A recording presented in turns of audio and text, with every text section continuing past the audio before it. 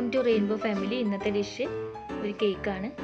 ഇതിനാവശ്യമുള്ള സാധനങ്ങൾ butter, flour, cocoa powder, sugar, milk, condensed milk, baking powder, baking soda, vanilla essence, yoghurt. ഇത്രയും സാധനങ്ങളാണ് നമുക്ക് ആവശ്യമുള്ളത്. ഇതൊരു മൈക്രോവേവ് കേക്കാണ്. 6 മിനിറ്റ് കേക്കിന് വേണ്ടു. നമുക്ക് ആദ്യം തന്നെ നമ്മുടെ ഡ്രൈ ഇൻഗ്രീഡിയൻസ് മിക്സ് ചെയ്തെടുക്കാം. Flour, cocoa powder, baking soda, baking powder ഇവ നന്നായിട്ടൊന്ന് യോജിപ്പിച്ചെടുക്കാം. വളരെ ഈസിയാണ് ഇത് ഉണ്ടാക്കാൻ വേണ്ടി കേക്ക്. നമ്മൾ അധിക സമയമൊന്നും വെയിറ്റ് ചെയ്യേണ്ട ആവശ്യമില്ല. ഇനി ഒരു ബൗളിലേക്ക് നമുക്ക് ബട്ടർ ഇട്ട് കൊടുക്കാം. അതിലേക്ക് നമ്മൾ പഞ്ചസാര പൊടിച്ചതാണ് ചേർക്കുന്നത്. ഇത് നന്നായിട്ടൊന്ന് മിക്സ് ചെയ്ത് നമുക്കൊരു ബീറ്റർ വെച്ച് നന്നായിട്ടൊന്ന് ബീറ്റ് ചെയ്തെടുക്കാം.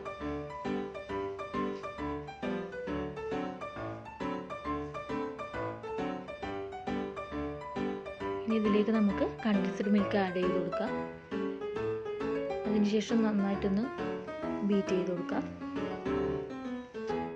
എഗ്ഗ് ചേർക്കാത്ത കേക്കായതുകൊണ്ട് നമ്മളിവിടെ തൈര് ആഡ് ചെയ്യുന്നുണ്ട്.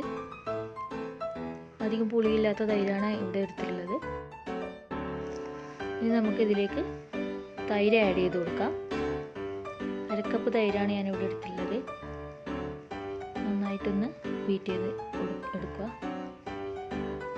ഇനി നമുക്കിതിലേക്ക് മിൽക്കാണ് ആഡ് ചെയ്യേണ്ടത്.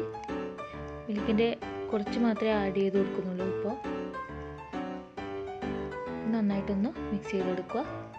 ഇനി നമുക്കിതിലേക്ക് നമ്മുടെ കുറച്ച് വാനില എസൻസ് ആഡ് ചെയ്ത് കൊടുക്കാം. ഇതിലേക്ക് നമ്മുടെ ഡ്രൈ ഇൻഗ്രീഡിയൻസ് ചേർത്ത് കൊടുക്കാം. ഫ്ലോർ മിക്സ് നന്നായിട്ടൊന്ന് യോജിപ്പിച്ചെടുക്കുക. ഇനി ബാക്കി വന്ന മിൽക്ക് നമുക്കിതിലേക്ക് ചേർത്ത് കൊടുക്കാം. കുറച്ച് ഉപ്പ് കൂടി ഞാൻ ചേർക്കുന്നുണ്ട്.